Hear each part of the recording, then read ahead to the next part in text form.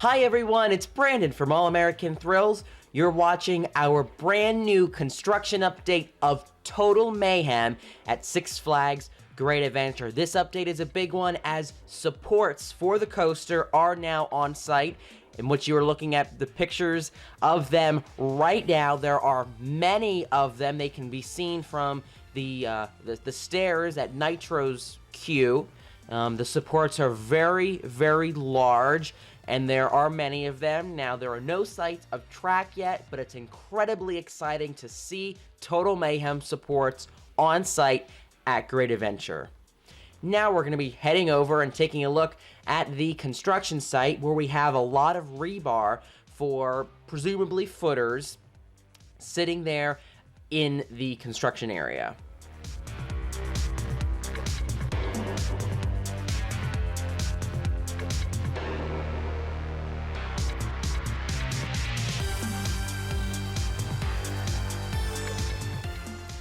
This is the area where the Fort Independence Aqua Theater used to be. You can see it is still totally gone. In our last update, there was still quite a bit of debris left from that. Now it's pretty much completely cleared out.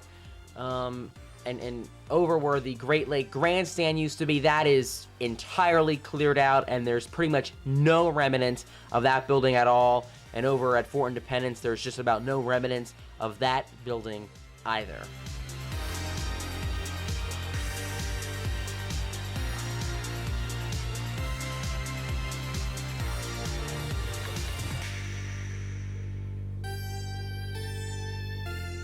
Looking over the fence, you can see hasn't been any footers poured yet or anything like that. Still just prepping the site for that type of thing, and still clearing out the Fort Independence Aqua Theater, which, as I mentioned, there's pretty much none left.